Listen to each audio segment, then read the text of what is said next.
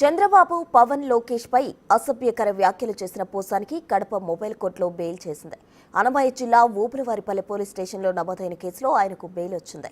అంతేకాదు పోసానిని తమ కస్టడీకి ఇవ్వాలని కోరుతూ పోలీసులు వేసిన పిటిషన్ను కూడా కోర్టు కొట్టేసింది. అయితే పోసాని ఇంకా జైల్లోనే ఉండాల్సి ఉంది. ఊపిరివారిపల్లె పోలీస్ స్టేషన్లో నమోదైన కేసులో మాత్రమే ఆయనకు బెయిల్ వచ్చింది. కానీ ఆయనపై రాష్ట్ర వ్యాప్తంగా చాలా కేసులు నమోదయ్యాయి. ఒక్కో కేసును విచారించిన కోర్టు ఆయనకు రిమాండ్ విధించాయి.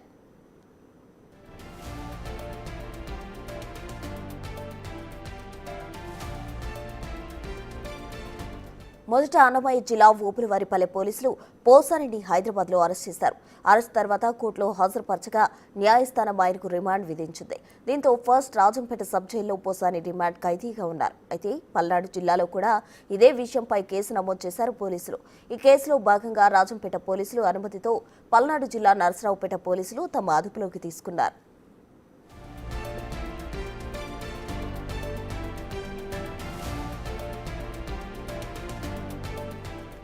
నరసరావుపేట పోలీసులు అదుపులోకి తీసుకుని 24 గంటలు కూడా కాకముందే కర్నూలు జిల్లా ఆదోనిలో నమోదైన కేసులతో అక్కడి పోలీసులు రంగంలోకి దిగి గుంటూరు జిల్లా జైలు నుంచి ఆయన్ను అదుపులోకి తీసుకుని కోర్టు ఎదుట హాజరుపరిచారు. కోర్టు ఆయనకు ఈ నెల 18 వరకు రిమాండ్ విధించింది. ఇలా వరుసగా ఆయనపై కేసులు నమోదు కావడం, కోర్టులు రిమాండ్ విధించడం జరిగింది. దీంతో ఊపిరివారిపల్లెలో నమోదైన కేసులో బెయిల్ వచ్చినా ఇంకా ఆయన రిమాండ్లోనే ఉంటారు. మిగిలిన కేసుల్లో కూడా బెయిల్ పోసాని బయటకు వస్తారు.